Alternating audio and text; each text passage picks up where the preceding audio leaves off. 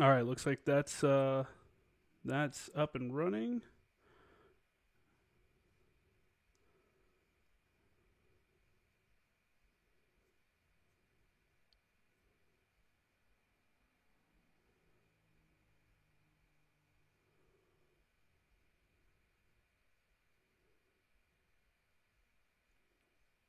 All right.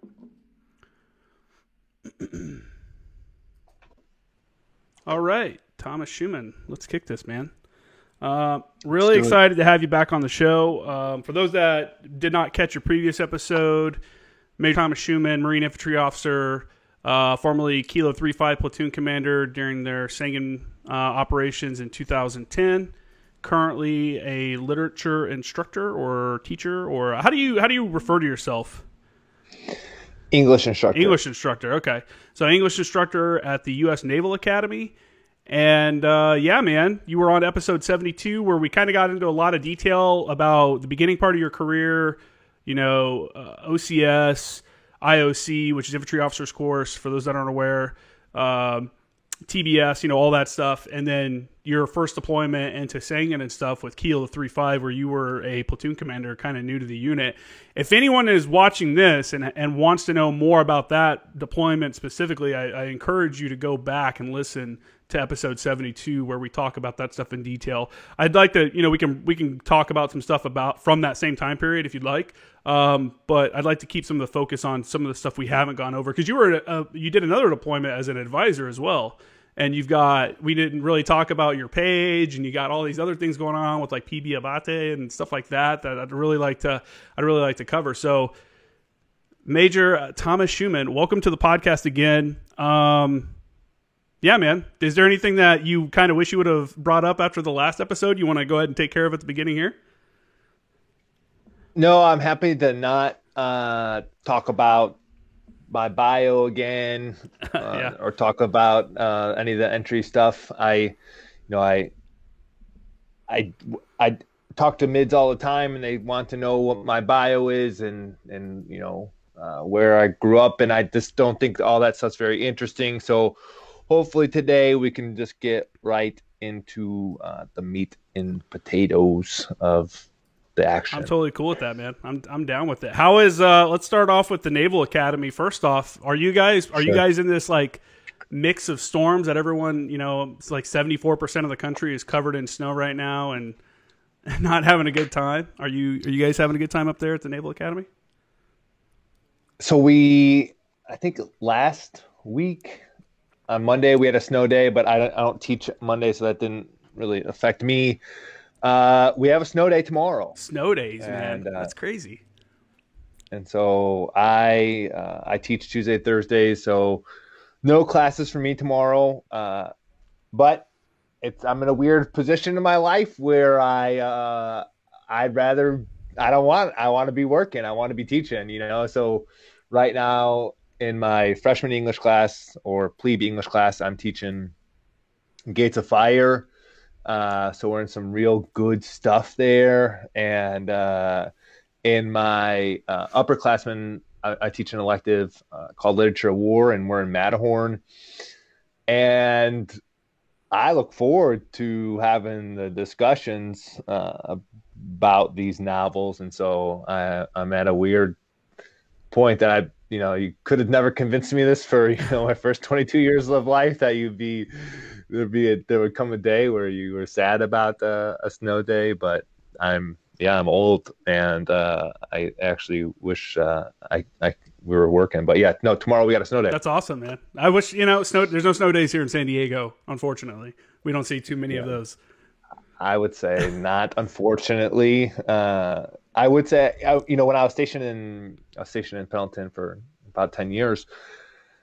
It's so hard to get in the Christmas spirit when you could go swimming. Yeah. You I know know, what you're saying. there's something about cold weather and Christmas that go together. And so, I grew up in Chicago, so my first couple Christmases out in SoCal, you go into Ralph's and everybody's in rainbow sandals and board shorts, and it's just like, and they're playing the Christmas music, like, Baby It's Cold Outside before that Yeah. song got canceled, I think. And it's like, or whatever song, Christmas song, it's like, man, it just, something doesn't, is this, you can't quite get the same Christmas spirit without a little bit of, Yeah, so. San Diego is definitely different. It's like 65 here right now, and I had my hoodie on this morning because it was like 60 degrees, so it's kind of chilly. But I know what you're talking about. From being from Indiana, that Midwest, you kind of, I don't know, you expect it to snow, or it's definitely going to be cold out. I don't think I ever experienced a Christmas where it wasn't at least freezing cold out if it wasn't snow. I mean, I was talking to some of my relatives that are there right now, and it's like -2 with the wind chill in some places, some days and stuff like that, 20 degrees during the day. And I do not want for weather like that. How does like the cold weather affect like the training at the Naval Academy? Like, I mean, you guys get some pretty rough weather there, so I guess do they do field problems and stuff like that and get into the weather and mess around? So just your comment about it was 65, so I had a hoodie. Living in San Clemente, when anything below 65 is a cold front, and anything above 85 is a heat wave. Sure. And what an incredible life that is. Yeah. So weather impacts on training. So they have the mids do some like sea trials, they call them, and there's a couple different kind of field exercises or training that the mids will run. For example, this Sunday, the mids have called the Marsat, ends with a T, Marsat training, and that'll be an all-day event. They'll run several miles with the ruck, do O course, they'll do some shooting, they'll run the CFT, they'll run an E course, and so the weather may impact that, right? But I think that is an all-weather event. I don't know much. There's some boats here at the Naval Academy, and I know that there's like navigation is a class, I think, here, and so I don't know. I hardly get on that side of the campus. I'm on Sampson on the yard, so I don't get over to where the water is too much. I don't know if if they don't sail on Yeah. rainy days or whatever, but primarily the mids do the bulk of their military type trainings over the summer. So they have 3 blocks of training over the summer. And so they'll go on a sub cruise, they'll go out on a ship, they'll go attach with a Marine unit. And so most of that kind of military training is over the summer. So like I was like I said earlier, I was listening to our last podcast this morning just to kind of get refreshed on what we had spoken about already.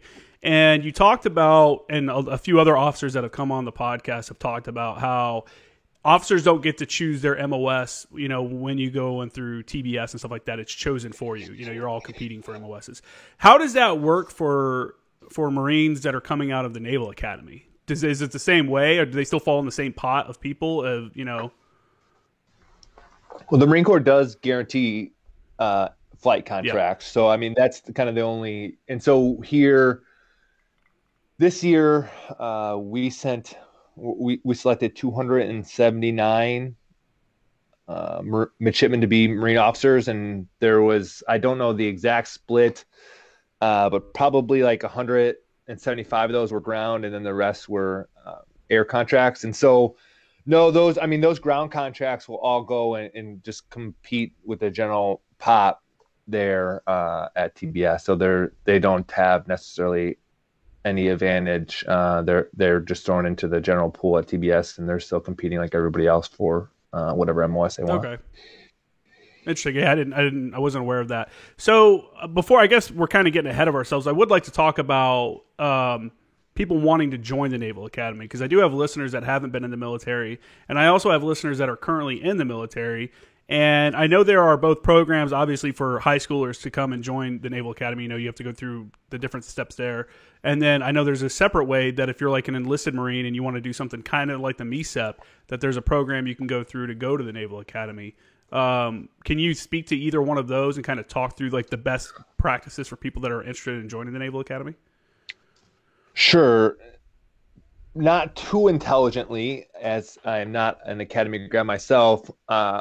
And I know that some of the mids or whoever will end up listening to this and be like, that guy is such a boot. And I am. So I think I can talk about the enlisted pathway maybe first. Okay. It's a great pathway into commissioning, and I think it often doesn't, like, all the quotas don't actually go filled. I may be wrong, but I'm pretty sure that, at the end of every year there are still more slots available for enlisted Marines to come to the academy that are actually filled. And so, but I don't think it's advertised well. I spent 10 years, in the infantry, and not to say that I was meticulously reading every MAR admin, but I don't recall seeing any MAR admins or messages that soliciting sending your Marines to the Naval Academy. I'm sure that MAR admin does go out. Yeah, I'm sure. But it's just probably not socialized very well. And so all I would say is, if you are a Marine who is interested in commissioning, I think this is a great route, and probably a route that you might get selected for if you put your application in. My one warning is, this is a STEM heavy school. So if you can't ever imagine yourself doing calculus or physics or engineering, there might be better commissioning routes for you, ECP, MECEP. So that would be my only maybe warning about coming here as enlisted. But yeah, it's a great option if you are math, science. If you're good at those, I think this is definitely one of the best kind of pathways that you could take. For your high schooler, all the mids here, they'll tell you that you got to have all the extracurriculars, and you got to have all the volunteer hours and the grades and be the sports captain. And there's some validity to that, definitely.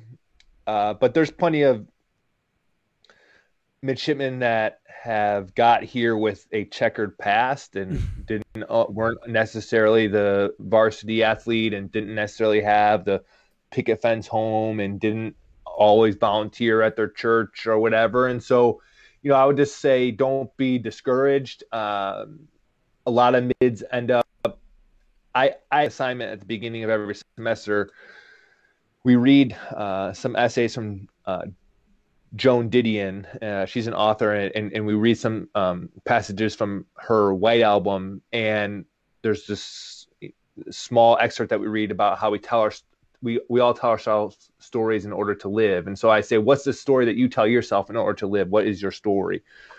And they write it anonymously. And I start every class by reading one of their stories. And I do that to really humanize the classroom space, to break down some assumptions that they have about one another, and kind of create empathy, because every mid assumes that the other person sitting to the left and to the right came from the perfect home, was the student council body president, had mom, dad, was the captain of the lacrosse team. And what we find as we start to read the mid stories is that, no, in fact, many of the people here sitting to your left and right have had some real adversity and some real hardship. And so maybe we can be a little bit more graceful, a little bit more patient, a little bit more merciful with one another. And don't feel like you have this imposter syndrome that, everybody else here has had this perfect everything, and then and I'm, the outlier. What we find out is that more often than not, most people have kind of a jagged.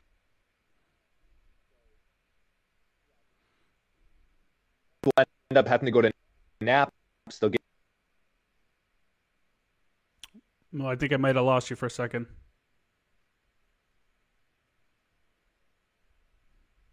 All right, we'll give him a second to come back there. I think we lost him for a second. For the people that are watching the live stream, feel free to drop in some questions if you have anything about. Oh, you're still there? You're frozen on my screen, so I'm going to hang up with you. He just sent me a message on Skype. I'm going to hang up with you and then call you right back. But yeah, for those that are watching, feel free to drop some questions in the comments in the live chat, and we'll pass those along. If you have any questions about the infantry or his career or anything at the Naval Academy, we'll try to answer as best as possible.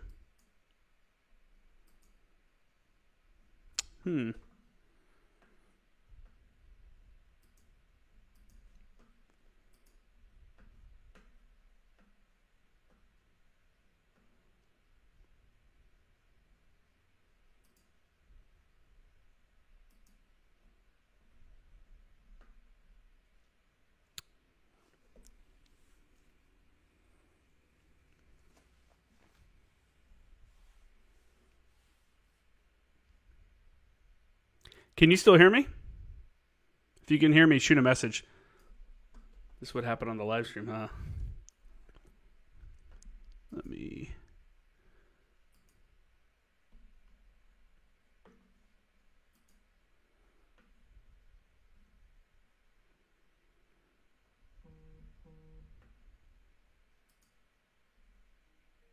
There we go. All right. Hey, I had you loud and clear. Oh, that was weird. All right, let me reset the screen real quick, and then we're still rolling. So feel free to continue. So, do you remember the last thing that you had me at? I don't remember exactly. You were talking about Joan Didion. We tell ourselves stories in order to live, and I do this assignment to kind of humanize the classroom and empathy. And so, okay, so if you don't get in on your first shot, I would say I can't tell you how many of these stories that I read that say, I got denied my first time, my second time. You can end up at a place called Naps, which is down in Newport, which is actually where I'm headed to Newport after this assignment. I'll be in Newport this summer. So a lot of mids end up down at Naps for a year.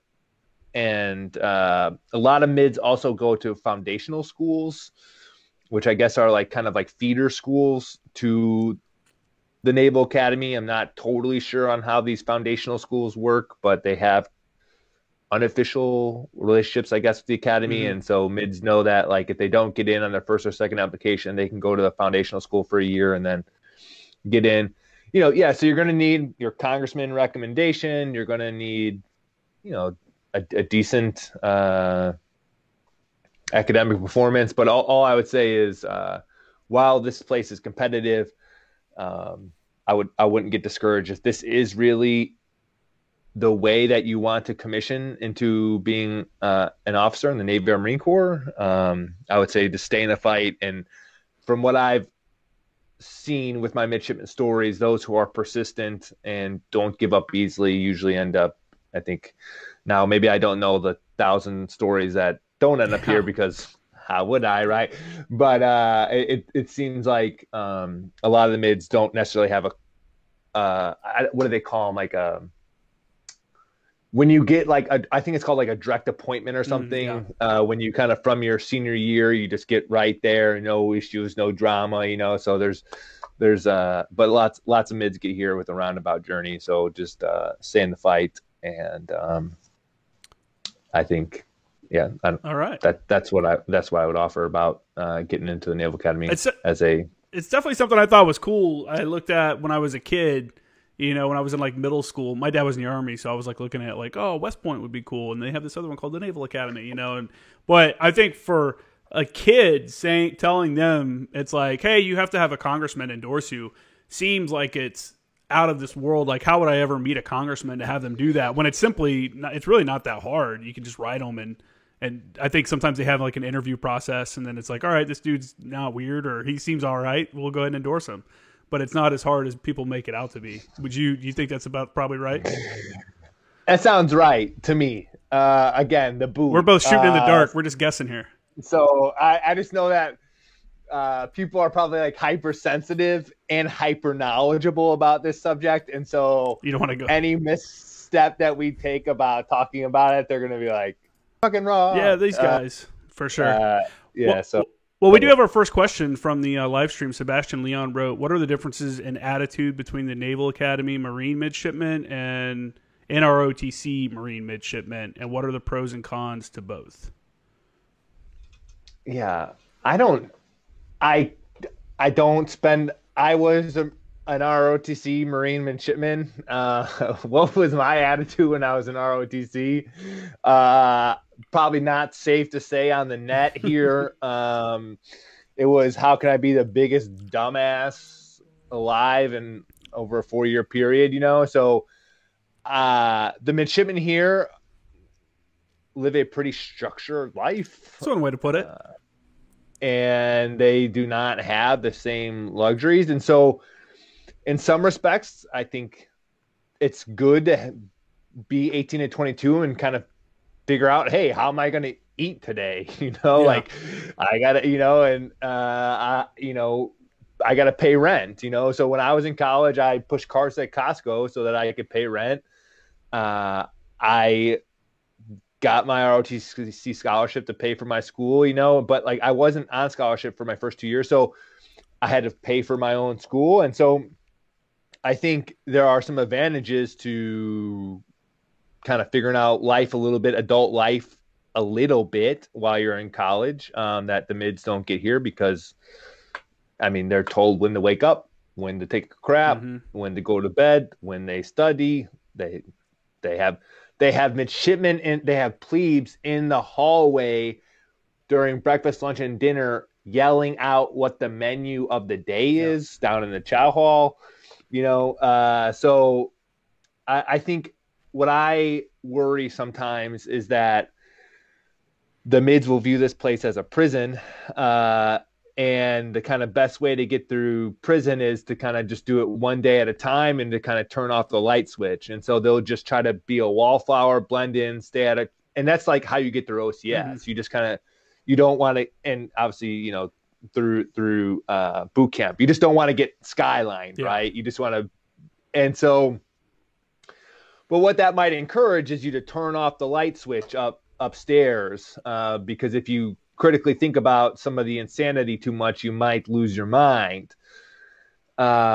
And so what I always say, my only goal in the classroom is to get you to engage your brain, because we need critical thinkers as future naval officers. And so if you do nothing else, I just hope that you think a little bit in this class. And so I'm like John the Baptist out there eating locusts at the Jordan River, just yelling like, you got to use your brain. You got to use your brain. And because too much of what we see here, I think, is, people studying to pass the test, but not actually trying to do any deep learning or kind of critical thinking. And so, whereas if you're in ROTC and you're at, whatever liberal arts school, like, and you're a philosophy major, guess what? Like, I mean, you are doing deep thinking but I also don't want to give too much credibility to that either, because then you have a guy like me who I double majored, and I was not intellectually rigorous, and I was not intellectually curious. So we don't want to necessarily make those assumptions, but what's the difference between the attitudes of Marine midshipmen at ROTC, Marine midshipmen at the Academy? I think either way, I think there's not a lot of differences. I think there's more similarities in that you both seek to be challenged, and you both are looking for an organization that you feel like has high standards. And so that's probably why you're leaning towards being a Marine. So. Yeah, for sure. I like what you're saying there about having the freedom to kind of do what you want. When I was 18, I wanted to join the Marine Corps. I was a senior in high school. September 11th happened, and that's when I wanted to join. I was like, holy shit. I'd already planned on joining the military, but that was like okay, like it's for real. Like they need people, this was like my generation's like moment, I guess. And went to the recruiter's office that week. Ended up I got arrested, I got in some trouble before I actually got in and stuff. So I got delayed a little bit, and I was very bitter for a while. And I got delayed quite a bit. I actually didn't even get to join until 2006. It was like an ongoing thing that I just had to keep chipping away at, being persistent about, like you're talking about. And in retrospect, I'm kind of glad that I didn't get to join when I was 18, because I joined when I was 22 and I had lived on my own already for 4 years, and I had been working, and I knew what it was like to not have any money, like to be like actually broke, like, real life consequences of living on your own, all these things start to become apparent. And I think those life skills are very important when you are in the military, and especially when you move up into leadership positions, enlisted or officer, so that you can kind of give, real good sound advice to your junior enlisted or junior officers or whatever about how to be just a person, not just a Marine, but like live your life. Like, how do you, if you're renting out in town, how do you get your electricity turned on? How do you sign up to get your trash taken? It's like these things we take for granted. It's like guys that join when they're 18 right out of high school, especially guys that don't even finish, they do the half year senior year, go to boot camp while their buddies are finishing up their senior year. They've had no time to be on their own and have to make decisions and stuff. And I think that definitely affects people when they get out, because they've had now at this point 22, 23 years of their life having someone tell them exactly what to do all the time, to being, now we're releasing you out into the wild and you have to make all these decisions alone. So I do think that having a couple years of not military, I can see the positive of that, because in my mind, if my own son wanted to join the military, I would recommend he at least go and get his associate's degree so he can live a little bit before he got in the Marine Corps, where everybody thinks it's going to be a party and stuff. But when you're an 18-year-old private, like, it's the opposite of a party, and it's opposite of like fun times with friends. Yeah, it's a working party. Yeah, it's a couple years of pain. So, I don't know. It's lots of parties. They're called working parties. You grab a broom. When you're teaching, you're an English, professor or an instructor. I don't know how you refer to yourself. When you're teaching, though, do you always have to tie the stories to the military? How does that work at the Naval Academy? Because obviously, are you approaching the assignments and the lessons or the books in a different manner than like here I'm at San Diego State University, than they may be approaching it here?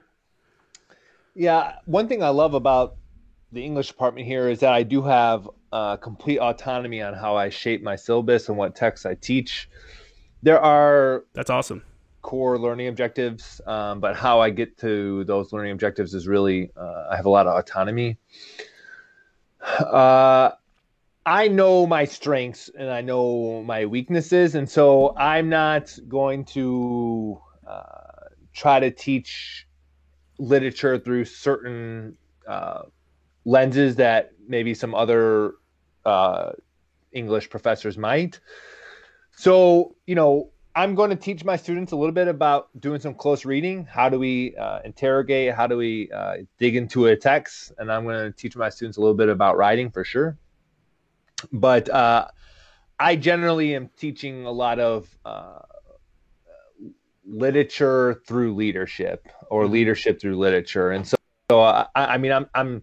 we're doing, tie-ins through kind of every day in the classroom. And so I could try to teach through certain literary theories and certain literary lenses.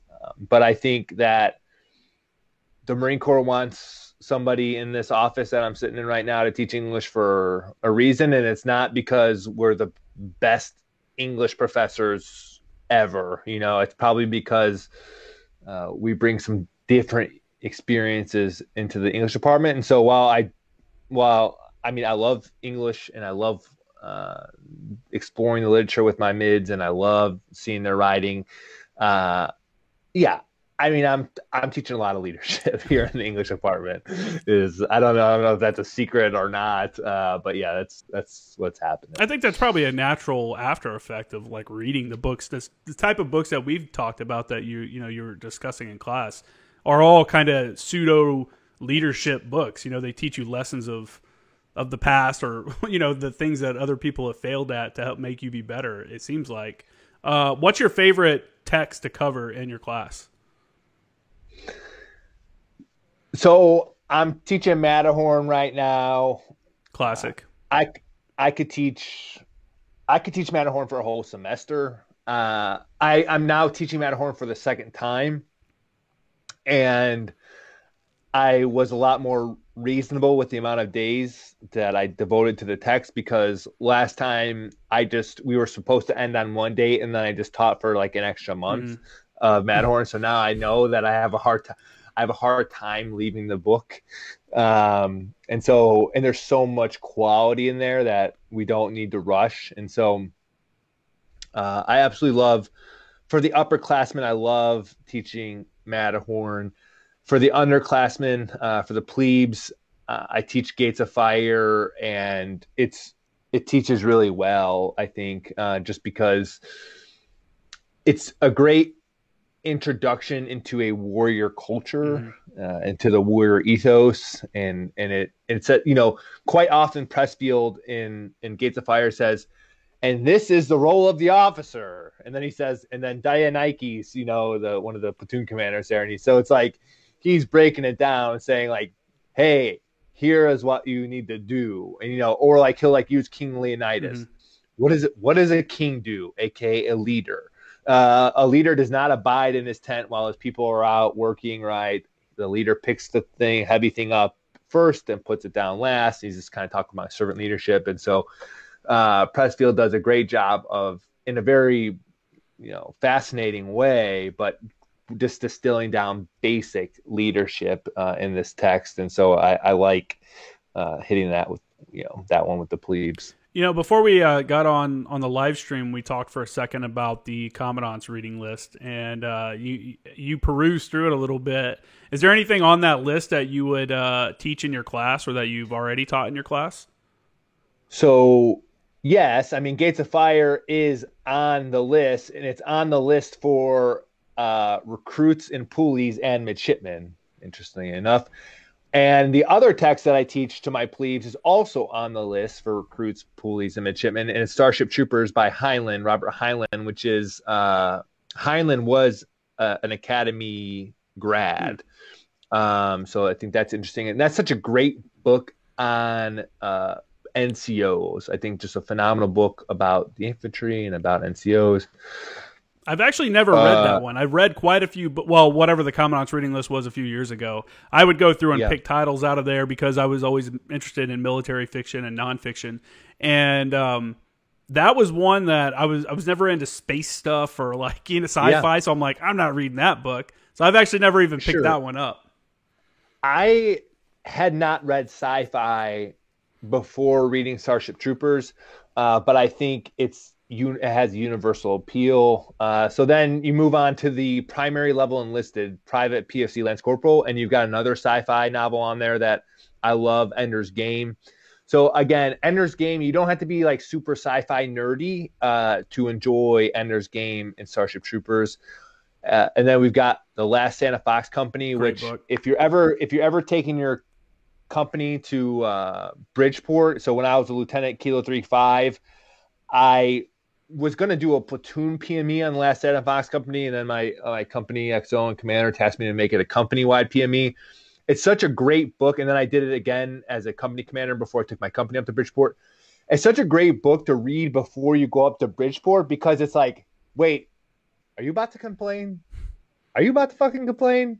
Because there are no Chinese divisions about to, do suicide attacks, No, and so it's just such a great book to kind of set those expectations before you go into a tough environment, because it's just like, the descriptions of combat in that book are out of control. Like talking about stacking up dead bodies that are frozen to use as barricades to fight back, or fallen Marines and stuff that they're picking up off the battlefield that had frozen, and they talk about like having to break their bones to straighten their bodies out so that they could lay them flat in the trucks and stuff like that. And I'm just like, I don't know, man. I mean, we complain about some of the stuff we do or did or whatever in Afghanistan and Iraq and stuff like that, but I can't imagine ever doing something to that extent. It's just what a horrible like thing to have been part of. But also, I imagine walking away from that, the honor, they probably feel some kind of pride, having had that opportunity to serve, I guess, during that time. Yeah, the chosen few. Yeah. It's very humbling. So you got All Quiet on the Western Front, obviously a classic. Fields of Fire. So I teach Fields of Fire as well here at the Naval Academy. And Jim Webb, also an Academy grad. controversial figure here for some of the things that has said about women in combat. But Fields of Fire is just an absolute phenomenal novel. Snake is the squad leader we all dream of. So I love Fields of Fire. What It's Like to Go to War by Marlantis. Anything by Marlantis, of course, I'm going to advocate for. And so then with The Old Breed by E.B. Sledge. So I checked into Kilo 35. Second Lieutenant Schumann reported September 2009. And my first couple weeks in Kilo 35, I'm reading with The Old Breed, and you can only imagine how motivated I was. And Sledge is just phenomenal. And so with The Old Breed on there, must read. Battle Leadership by Von Schell. Everyone should read that. I think The Revenge. I was going to say, I think I've read With the Old Breed 3 or 4 times. That's such a classic book. And again, his description of the horrors of combat that he experienced is just mind blowing compared to like the things that I saw or did. You know, like even not even just combat, but like their R&R area. You know, and you see like the photos of where they're like, you know, they're no longer in combat. They're pulled back on some other island, refitting and stuff, but it's completely swamped out. There's rats everywhere. You know, when we're talking about going to Leatherneck and getting like ice cream or going to get, you know, like what a completely different, like, it's just, I don't know. It's kind of mind blowing. And it is a really good book. And I appreciate someone like you that appreciates the fact, you know, the history behind that and the history behind the unit that you were going to, you know, and you kind of put those two together, because I think some people take it for granted. It's like, we're walking the same paths that, you know, legends have walked. You know, we're in the same areas, you know, how long's 3-5 been up in Mateo? You know, they've probably been there forever.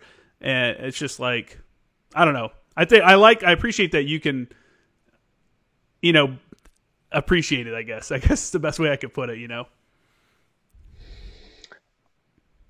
Yeah, I think, you know, we still award every year. We award the Old Breed recipient, and some of my squad leaders receive that award. And so, you know, our call sign is Sledgehammer in Kilo Company, which is, you know, because of EB Sledge. So I think that's what's one of the things that makes the Marine Corps so special, is that we do know our history. We do value our legacy, and we stay tied into that. And one of my favorite quotes is when Sledge is saying, you know, I didn't know anything outside of Kilo 35's AO, and specifically really outside of my platoon's AO. And so I like that he doesn't, so many people are like, so many veterans fought in Afghanistan or Iraq and then like want to tell you all about Iraq, right? Or like all about the whole war. And like Sledge is like, look, I barely knew anything outside of my fighting hole. Like, if you want, I can tell you what war is like in front of my mortar firing position.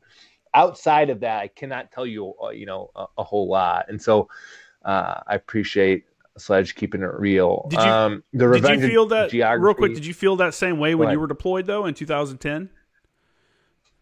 Yeah, I mean, what else could I can make grand summations or predictions about war, but what else did I know really outside of my AO? I don't think a whole lot. You know, there's some guys like there are some guys like Marlantis or O'Brien. Marlantis was a Rhodes Scholar when he showed up. O'Brien had a full ride to Harvard. So those guys show up and maybe they are a little bit smarter than the rest of us and kind of understand things a little bit more levels than most of us do. But I mean, no, I don't think I knew a whole lot outside of kind of what was going on in Kilo's AO. And I think any attempts to kind of say otherwise would be a little bit hubris. I assume you were so busy at that time you didn't even care to know what was going on outside of your AO, because it's, I imagine in that time frame you guys were so kinetic constantly that, you know, every day, like, why am I worrying about what's going on at battalion or at regiment when I got to worry about this patrol that's coming up? Yeah, here's the quote. For us, combat was a series of changing events characterized by confusion, awesome violence, gripping fear, physical stress, and fatigue, fierce hatred of the enemy, and overwhelming grief over the loss of friends. We endured vile personal filth in a repulsive environment saturated with the stench of death and decay. In combat, I saw little, knew little, and understood less about anything that occurred outside of K-35. We had our hands full fighting and trying to survive moment to moment. And I mean, at one point I sent Rob Kelly on November 8th. I sent Rob Kelly an email because I had heard some things happen with Lima Company and some people had been relieved. And I had finally got back to the company fob position and had access to internet for the first time. And I sent Rob Kelly an email. I said, hey, how you doing? Like, what's going on down in there in Lima? But more than anything, I was having so much trouble myself with kind of processing everything. And Rob was always a mentor to me. Rob, prior enlisted 1-8, assaultman in Fallujah. So really, I wanted him just to tell me like everything was going to be okay, or tell me what the answer was to kind of what I was experiencing. And then I send that email, and a couple hours later, I'm woken up by my company commander that Rob's been killed. And back to what Sledge says here, you know, we had our hands full fighting and trying to survive moment to moment. You know, we understood less about anything that occurred outside of Kilo 35. I teach an essay by Stockdale to my students, and Stockdale says, you know, everybody's so worried about the evil out in the world and that who's good and who's bad. And Stockdale tells us, don't worry so much about all the other stuff that's going out there. Worry about the evil that's in your heart. Get your house in order and you'll have your hands full. And so, you know, we're so intent on saving the world and fixing everybody else. And that's what I talked to one of my main messages, and I steal it from General Dunford. General Dunford said, whenever there was a problem in my unit, I drew concentric circles from my desk, meaning I started with me. And so like, lead yourself and like lead yourself first before it's, and that's challenging because for me, it's easy to see where you're fucked up, right? I can see your deficiency and I can say, hey, here's how you need to fix yourself.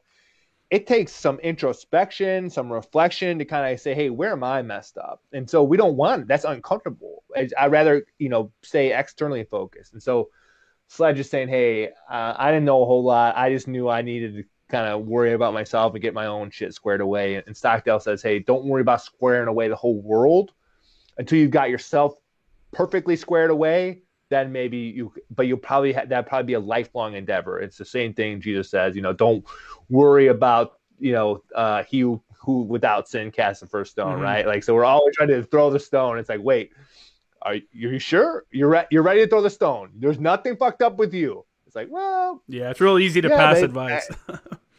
Maybe I got a thing or two wrong here. Yeah.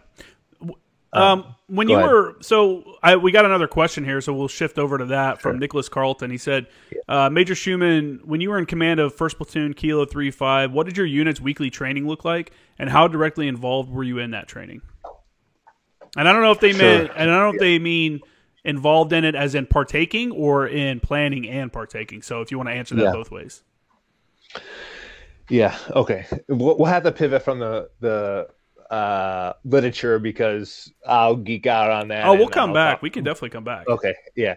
I could talk books. I'll just turn this into a book podcast if you don't be careful. So, yeah, that's the thing, you know, when I talk about, okay, so I think maybe I said this on the last episode, but I hate when people say, hey, how you doing? And people say, oh, living a dream. It's like, hey, mother, right? Like, if I asked you how you're doing because I actually care how you're doing. If I didn't care how you're doing, I wouldn't ask how you're doing. I want to know how you're doing. And by saying living the dream, you're really just saying, go after yourself, right? Like, tell me actually how you're doing. I'm doing good, sir. Doing bad. Got this going on. Like, I want to hear. Like, tell me what's going on. How's your family? How are the kids? What's going on, right? So when you say I'm living the dream, it's just the ultimate Lance Corporal, get the hell out of here response, right? And so all that to say, I was living the dream because I drove down the Pacific Coast Highway looking at Trestles, the number one surfing spot in the country, right? Getting a carne asada burrito or a breakfast burrito with some potatoes on the way into work, And then it's like, pinking their brain, right? It's like, what are we going to do today? It's like, we're going to throw grenades. And it's like, what are we going to do tomorrow? We're going to shoot machine guns. And so like, the thing that is so great. And I talk about this, it's one of the best things about, I think, being a Marine officer, specifically Marine infantry officers, like I was doing anything my platoon was doing. And so it was like, if we're throwing grenades, like I'm throwing grenades. If we're going out there to shoot rockets, I'm shooting rockets. If we're doing, ground fighting, I'm fighting, right? And so it's one of the few jobs that I think like you can actually just do what your people do. And so I was fortunate, or you might say unfortunate, that I had a pretty disengaged company commander. And so I was really able to shape my training schedule week to week. And so it was kind of annoying because I was very aggressive. I still am very aggressive. And so I would always kind of be thinking, planning I would be making my platoon's detailed training schedule for, the week and the next week prior, or the following week. And my company, I would give it to my company XO and say, hey, we need TSRs to kind of training support requests to kind of go to this range or go to this training area. Like, this is what we're going to do. And be like, oh, that's a great idea. Now that's what we're going to do as a company. And I'm like, I don't want the whole company there. I want to take my platoon there and do that kind of stuff with my platoon. And so I had a ton of autonomy in the developing the training for my platoon. I think at the time, 3-5, we weren't operating on all cylinders. And so I think, the S3 was a little bit behind the curve. My company was a little bit behind the curve. And so I was very aggressive, had a ton of initiative, a ton of bias for action. And so it was just like, hey, I'm going to go do this. And like, we went and did it. And so, in that regard, it was the world was my oyster, and if I could dream it, I could pretty much do it. And San Mateo was such a great place to be an infantry Marine. And so up there in the northern end of Camp Pendleton, infantryman's land, you're separated from the whole base, right? It's just 5th Marines. It's just beautiful. And so, it was, I couldn't, 22 years old, and it was like whatever I wanted to do, I was doing that thing, and it was 75 degrees, and we were doing it with the Pacific Ocean view, and it was with 35 of my bros, and we were just getting after it. And so, it was a special time. You'd say you're living the dream. You might say I was living the dream. So I know exactly what you're talking about. Like, I think the best thing that you can ask for is a platoon commander or someone on that kind of level with that many Marines to just have some autonomy to flexibility to go out and do the things that you want to do, the things that you need to improve on. I was lucky enough to be over at Anglico and had the same kind of deal. It was like, what kind of training do we want to do? And we weren't like you, where you had to report your training up to the company, who's reporting your training up to the battalion, and your all has to kind of jive together. Anglico was 4 teams, 2 of which were deployed, 2 of which were one's training to deploy, and one had just gotten back from deployment. So there's so many moving parts that you were basically just whatever you want to go do as long as it made sense during the training meeting. And we had so much ammo and stuff like that. Like, that's the thing I miss about the Marine Corps is shooting on the taxpayer's dime, taking 20,000 rounds out to the range with like 20 or 30 people and, and going shooting for the day and stuff like that. It was just such a great time. And you can really, again, at that level and at that, kind of junior leadership, I guess, I don't want to call it junior leadership, but you know what I'm saying, that lower level of leadership where you have these small teams where you can really focus on any kind of shortfalls you've identified because you have the flexibility to do so, Yeah, I mean, what a great day at the office for you. Yeah, I know, right? So hey, let's go rappel next week. All right. Yeah.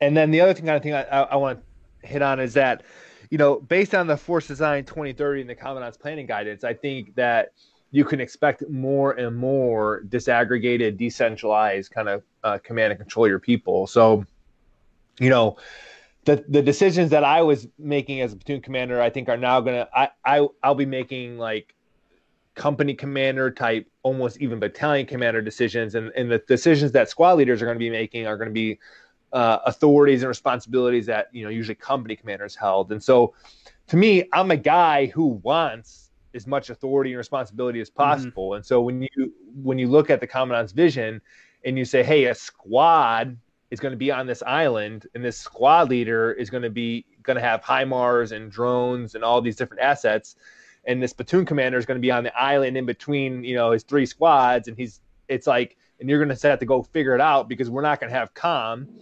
And so the direction we're moving is to kind of keep pushing more and more down, more lethality, more assets down to lower level.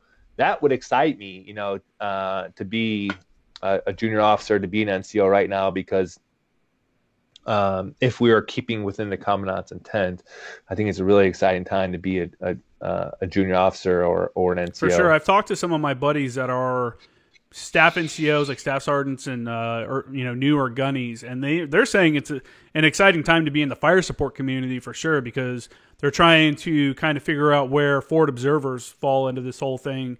With the reduction in tube artillery and moving more towards HIMARS, the application of an FO out on the battlefield is going to be a little bit different. So it looks like there's a lot of exciting things coming down the pipeline for those guys that I'm not going to talk about on here, because obviously it's stuff that's upcoming in the military. But I am kind of jealous, because the autonomy and the disaggregated movements and doing stuff like that is the most fun you can have, I think, while you're in the military, because you're literally making decisions for you and your team. And you don't have to listen to someone that you may or may not agree with that's making a decision that may or may not cost you your life, and it's just kind of one of those things. Yeah, it's an exciting time to be a Marine officer. And when we're going out and doing training exercises, we're turning off the comm. Mm-hmm. It's like, hey, and so we got so Iraq and Afghanistan centric, where there was 7 layers of people watching you on a blimp, and a person watching you on a UAV feed, and a person, everyone thought it was a video game, right? Everyone's trying to drive you around like you're a gosh damn player on call, like you're a character on Call of Duty. Like, hey, no, go left. No, go right. It's like, hey, I know where I need to go. I don't need you to tell me what you're seeing on the freaking Predator feed right now. And now it's going to be now we're intentionally doing exercises where we turn it all off. And it's like, here's the commander's intent. Link up in 2 days at this grid, and these are the things that need to be destroyed by then. We'll see on the other side. See you late. Yeah, and that to me is awesome. Roger that. I could do that. That's the way to do it, man. That kind of thing. Hearing that kind of employment, that's kind of what they're looking at for the Marine Corps makes me happy, because I always said the Marine Corps is great and stuff. We could definitely shed some people. We could definitely shed it and become more of a small team focused organization that can and have an impact, with these teams and stuff. I think I lost you for a second, but we're good now. We're back up. Let me fix the screen. I got another question for you from Ban Axe. It's kind of a deep question. It says, when you were a kid, did you ever imagine that you would command and lead warriors into the old world, fighting an unconventional enemy in a place where empires go to die? So, yeah, you got me. Yeah, I got you. You're good. Okay. So, it's what's incredible is a lot of these midshipmen, when I read their stories, they're like, when I was 5 years old, I was at the Miramar Air Show and I saw my first F-18 fly, and I knew I was going to be a Marine Corps jet pilot someday. Mm-hmm. And it's like, okay, when I was 5 years old, I was picking my boogers, probably didn't know how to wipe my ass, playing freeze tag, at recess. I did not know I was going to be, and we talked about this on the first one, so I won't belabor it, but no, I didn't know I was going to serve, until 9/11 happened. And then even when 9/11 happened, I just knew I was going to serve. I didn't actually know what service meant. I didn't know what the Marine Corps was. I probably didn't even know that there was a branch called the Marine Corps. I'm telling you, I was the most ignorant person about service growing up. And I showed up at ROTC, and I thought maybe I was going to be a Navy lawyer because I was nerd alert. I was the captain of the debate team right in high school, and I thought I was like, I'm going to go be a Navy lawyer. Then I got to ROTC, and I was like, wait, this Navy thing might not be for me. And so, no, I could never in a million years envision that. It wasn't until I got to IOC, and I didn't know anything really until I got to IOC, and then I said, yes, I am in the right place. For the first time in my life, I feel like these are my people, this is my tribe, and this is my calling. And in what way? did I know? In what way? What did IOC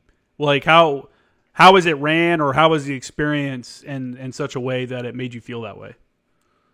You know, as a young man, I wanted to be challenged. I wanted to go out there and do violent stuff and be tested. And I was tested every day, and I was challenged, and we were literally fighting, and we're running in the wild and shooting guns. And I had not done any, like, again, I grew up in Chicago. Like, I didn't do any of this kind of stuff. And you know, it was like, where is the Kool-Aid, sir? Because I would like some more. Yeah. And so it was just this awakening. So what I would say is that I have a warrior's heart, and that had never been tapped into until the first time that I got to IOC. There was the first little tapping into this warrior's heart, and this, as it turns out, yes, this is the profession that I should be in. You know, the first time that Michael Jordan started playing basketball, I probably thought, like, yeah, this feels pretty natural, right? This feels like I might be in the right place. And so that's kind of how IOC was for me. And as far as the Empires Go to Die, I have plenty of thoughts retrospectively about Afghanistan. At the time when I showed up to Afghanistan, I was still very young, motivated, and again, I wasn't like the Marlantis, who was a Rhodes Scholar and it was 1968, and he already knew a lot about the war when he showed up. I wasn't an O'Brien who just got a full ride to Harvard. And O'Brien almost, when you read the things that carried, you know, he talks about he was going to jump the border to go to Canada. He's out on a boat, and he's on a river that splits, you know, Minnesota and Canada, and he was going to maybe go to the other side. And so, no, I was, as they say, young, dumb, and full of et cetera, right? And so I was just ready to get after it. And it wasn't until a New York Times article was kind of the first crack for me about Afghanistan. And in 2014, I think a New York Times article came out and then said, you know, weeks after the Marines leave Sangin, the Taliban is now back in control of the district. And I was like, well, fuck. So that was probably the first crack. And then, you know, there's actually the next book I was going to talk about that was on the Commandant's reading list is This Kind of War. And Fehrenbach in that book talks about the last year in Korea, how the armistice was pretty much almost signed, but both sides were just posturing a little bit, and how a whole company of soldiers would attack a hill. They'd get up on top of the hill, and then the OPSO would say, oh, that's not the hill we need you guys on. That obscures the fields of fire from Hill 479. We need you to come off that hill. And it's like, well, 50 guys died taking that hill. You know? And I'm like, man, what is going on here? And so that's kind of where now I'm very much a Smedley Butler type guy where war is a racket. But I think, you know, if you said, I think the question was like, as a kid, no, as a kid, again, as a kid, I was just trying to make sure that my socks matched, and I was happy if I can get my shoes tied, you know. See if Rugrats is on TV, you know. Yeah, check that kind of thing. Yeah. What was Charlie up to? Charlie, the redhead. I know what you're saying. I remember because for those that may not know that may have just jumped into the podcast because you're on. I was an Afghan advisor in Sangin in 2013, and we were actually the last advisor team there. And then after that, it was supposed to be their war. When we left, 3-4 started going outside the wire. They were there while we were there, but they weren't going out and doing any missions because it was the Afghans thing. But once the advisors left, they started going out a little bit and doing things. But once all the Marines left and I started seeing the videos, man, it was kind of disheartening to see the bazaar, because I remember how busy it was, and the sights, the sounds, the smells of the bazaar being. And you may not have seen it in 2010 because I'm not sure what it looked like at that point. But in 2013, the shops were open, kids were walking through the bazaar, women were walking through the bazaar. There was food out, people were buying stuff and doing things. And then someone sent me a video of after ISIS had taken over the district center and stuff like that, and everything just looked destroyed, and it was very disheartening. Luckily, my advisor team didn't lose anybody there, so I guess the effect of seeing that is a little different than someone, like you, who you guys obviously lost quite a few people. 3-5 did during your deployment. I don't know, man. Afghanistan's that weird puzzle, right? Like, you don't want to leave it. You don't want to leave the job undone, but at the same time, you can't really do the job because we don't really have the backing of the American people. Because to do the job of like building a country is going to take decades, of being there and helping with things and doing things. I don't know. What are your thoughts on that? Yeah, I have a lot. Go ahead. I was there as an advisor, 12 to 13. That's when I was advising the recon Tolai down there in Marja and Treknawa. And I learned an important lesson that you can't want something more for someone than they want it for themselves. And so quite often I would be advising, these guys, and they'd be like, yeah, well, but when you leave, the Taliban will just come back and take control. And I'm like, well, I mean, it doesn't have to be that way, right? You have an army, like hundreds of thousands of soldiers in your army, and you've got tons of munitions, and you're backed by America. And they're like, no, when you leave. And I'm like, okay, they don't really care about having an Afghanistan. Like, what I view as Afghanistan is not what they view of Afghanistan. Mm-hmm. And what they want is just their village and to kind of live like anybody else wants to live, just kind of undisturbed life and take care of their family. And so I learned a really valuable lesson that you just can't want something more for someone than they want it for themselves. And so it's interesting you mentioned 3-4 because, again, I went to 3-4 as a company commander. But, yeah, when I was there, you're talking about how the advisors were really the only ones going out. I was the only one going out. And so I was there when 3-8 and 3-9 were down south. And I was the only show in town besides Weapons 1-1. Weapons 1-1 got to go out a little bit. And I would JTAC for them on their big ops. But so we kept having blue on green incidents while I was there. And finally, they pulled me out of my they said no more advising at the Tolai level, you only advising at the battalion level. And so then I was the advisor to Southern Helmand. Really?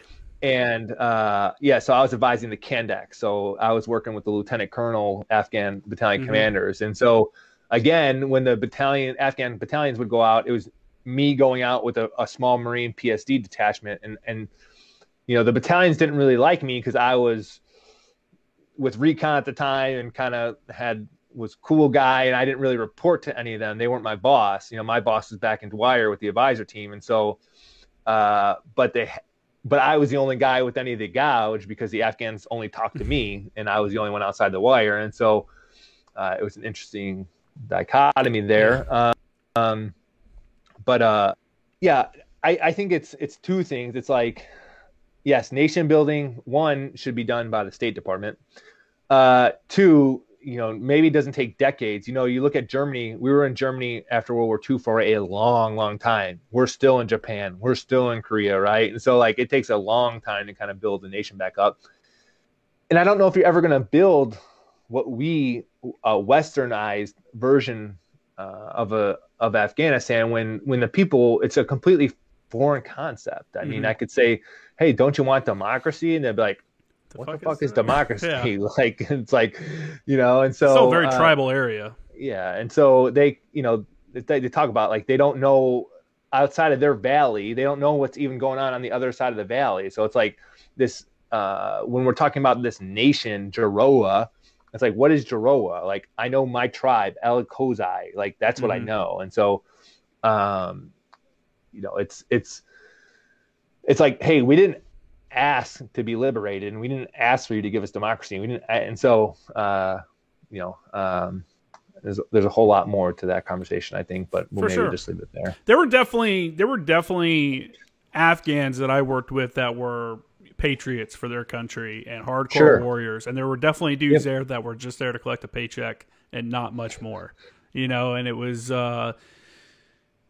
The only reason I say it's going to take decades is because of what you're talking about, how the concept of democracy and that whole thing is so foreign to them that it's going to take a whole generation to even like teach that concept. And that may not necessarily be what we get at.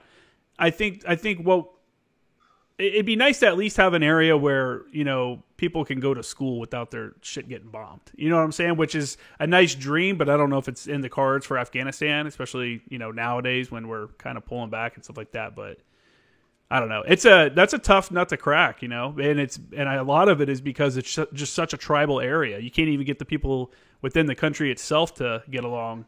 You know, how are you going to bring them all together in unity? We're having a unity problem here in the United States, you know, and we have all the technology and the good things, and, you know, I don't know. It's just, I guess it's a good question, though. It's very ironic that, you know, we're going here and say, hey, we're like questioning the Afghan elections, the Iraq elections, and then like, oh, it's like, well, maybe that's why I say, you know, start with yourself first before you try to go clean everybody else's house up until you got your house in order. And definitely there were some warriors. I mean, there's definitely a warrior culture there. I mean, many of them, since they were 13, been carrying a gun, you know, so some hardcore dudes there that were undoubtedly warriors. And of course you feel good when you see that women can go outside the house and kids can go to school. Of course, like, that's valuable, no doubt, but it clearly hasn't been sustainable. So yeah, like you said, they have to want it as well. You know, that's just how it is. Yeah, for sure. Can you tell me, you know, again, for the people that maybe have just jumped in, we talked in depth about your time with Kilo 3-5 and Saying It in 2010 on episode 72 of the podcast. So I'm going to jump past that stuff and kind of dig more into your advisor team stuff. What was your training like for the advisor team? Because I'll be honest, mine wasn't that great. Like, it was okay. We did the advisor training cell or whatever at Camp Lejeune, and it felt like a rehash of MCT with a little bit of language training sprinkled on top, you know, almost. Because we sat in a class, and the lowest ranking person on my advisor team was a corporal.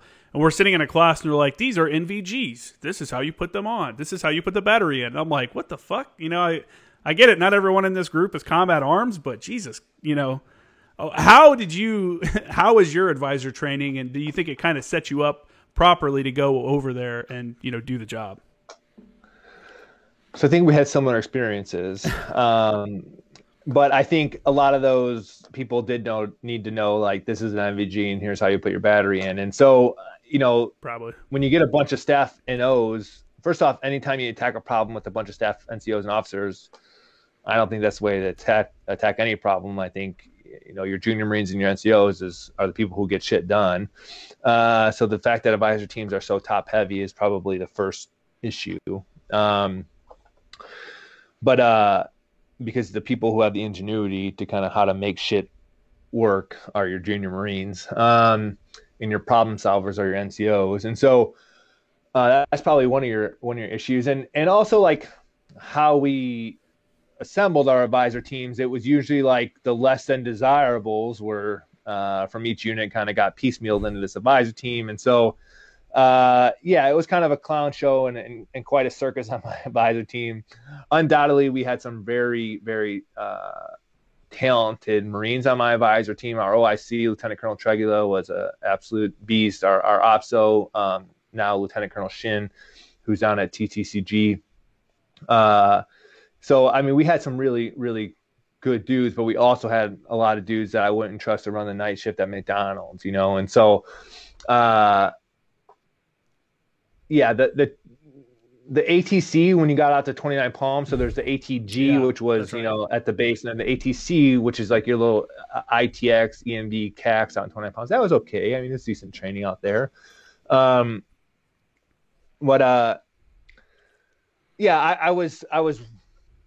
had a Force Recon Staff Sergeant from First Recon that was with me, and he and I were going to be the reconnaissance TOLI advisors, and then we had a grunt OPSO and then a grunt OIC, but everybody else was non-infantry. And there were some talented non-infantry Marines on that, but there were a lot of not talented guys on that team. And the workup wasn't great. Fortunately for me, for 6 weeks of that workup, I got to go to TACP school, so I didn't have to do a lot of the That's what's up. dumb crap that you're talking about. So I was very fortunate that I got to spend 6 weeks in Coronado. And then so I was on a brigade advisor team, so a regimental level advisor team. So my brigade stayed at Camp Dwyer, and I pushed out to Marja, and so myself and my staff sergeant. So, in route to Marja, we hit an IED, and it was the recon vehicle that got hit. So my staff sergeant and the staff sergeant that we were replacing, both got medevac that day, and I just happened to not be in the reconnaissance vehicle that day because someone needed Vic 1 needed a machine gunner, an up gunner, and I was like, well, shit, like I want to, how often does an officer get to do the machine gun part?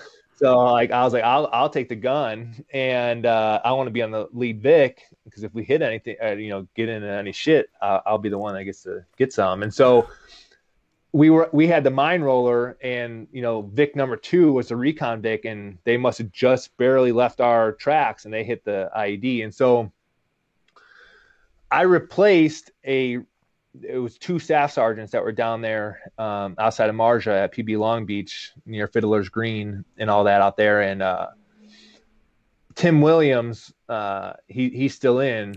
Recon Marine? Yes. Oh, great dude. Yeah, okay. Yeah, solid dude. Great dude. Yeah, absolute legend. For sure. So when you read his Silver Star citation, I got there like 2 weeks after you read his Silver Star citation, and the guy that he was partnered with had been shot out on a mission. Mm-hmm. And so, yeah, I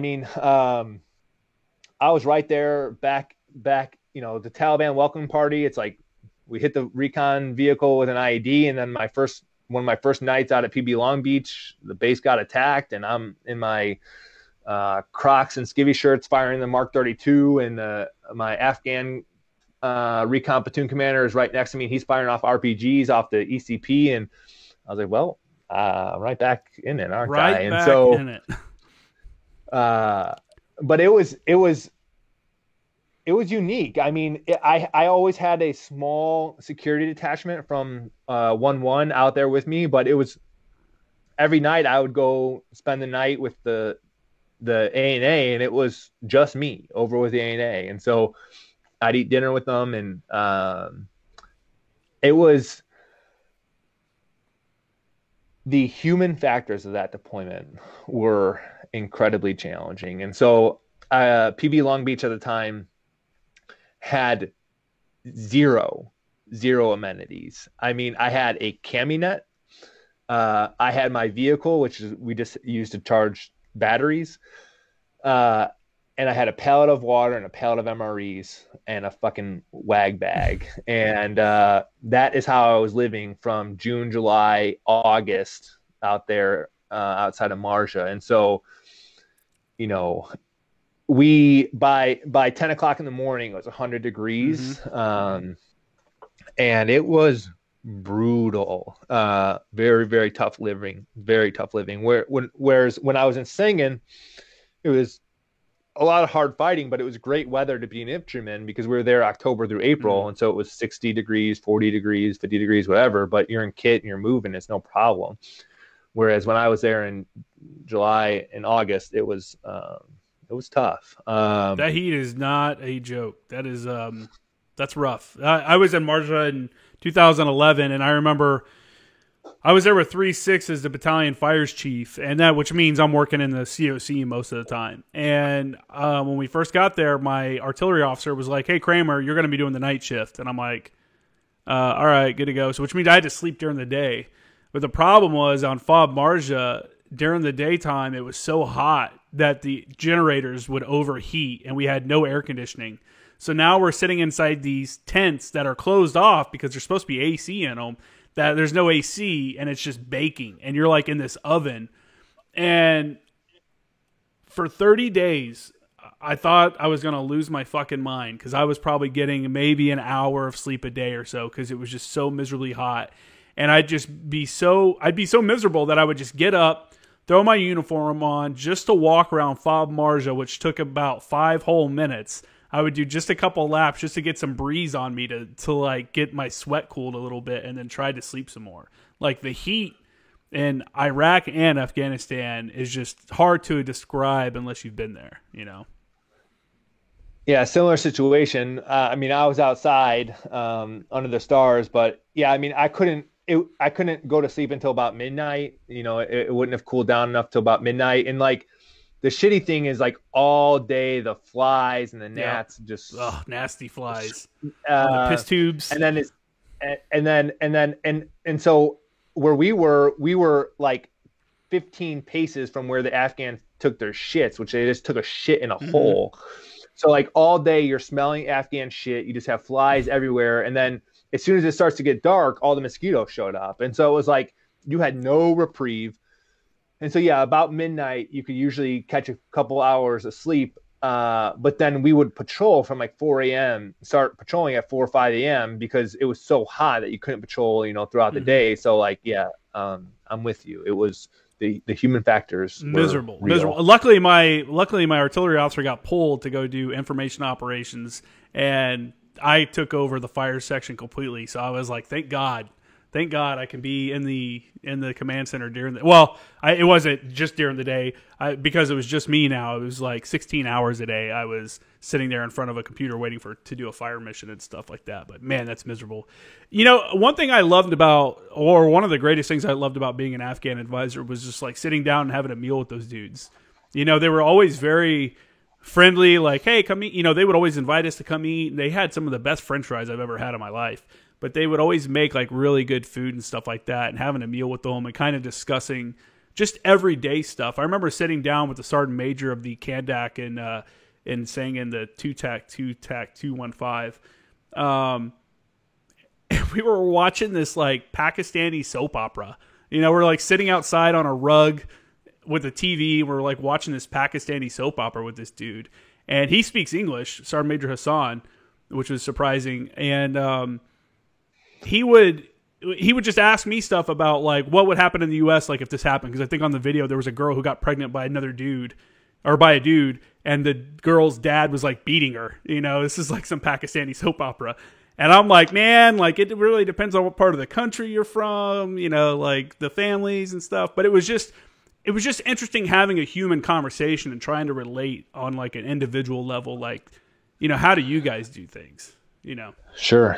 So we were, I think, so again, my brigade advisor team was all back at Dwyer advising 1-TAC 215. And so, yeah, I mean, they would always eat fried okra, and the fried okra was so good. And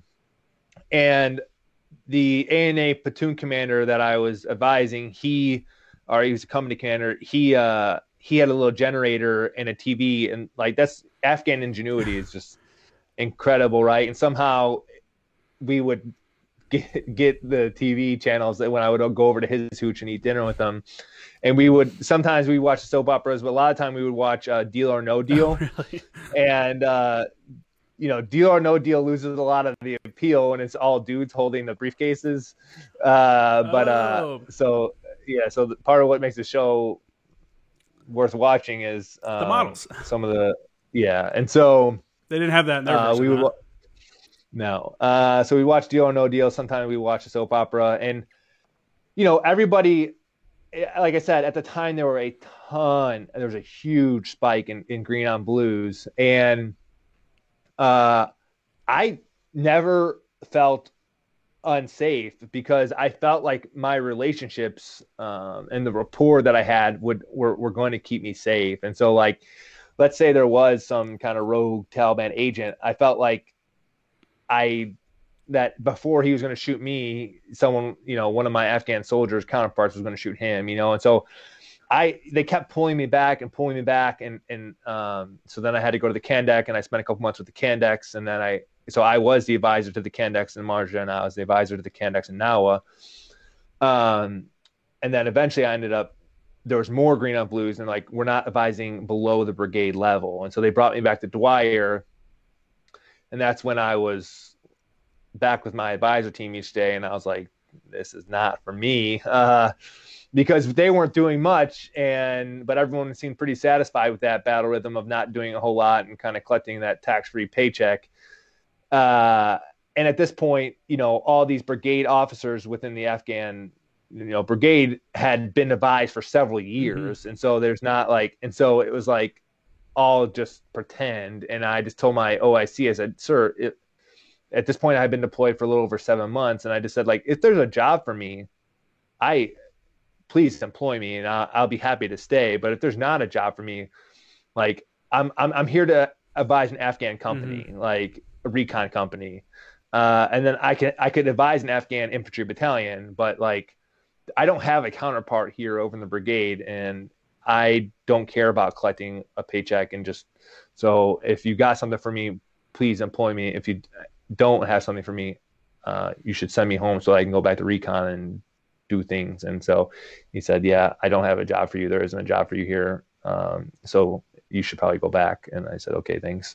So that's kind of how that deployment ended. We had a similar in 2013. We were coming up in July, I think it was July, where it was like Ramadan was coming up, or it was Ramadan. It was either Ramadan or it was Ramadan. I was going to say Ramadan or Eid, but I'm pretty sure it was Ramadan.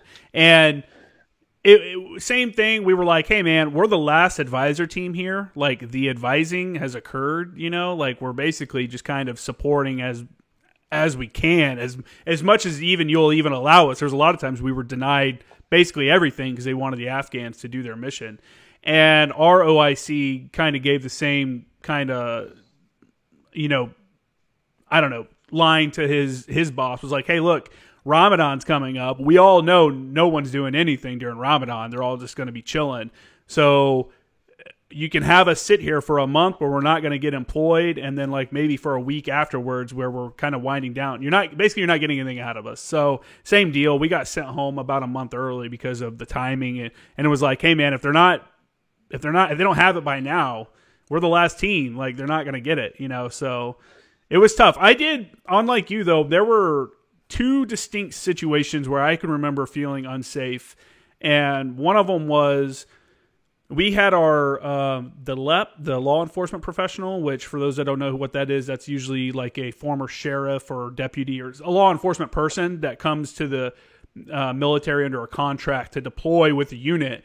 And they help do some of the investigative work to track down like IED and placers and shit like that. And they do a bunch of stuff.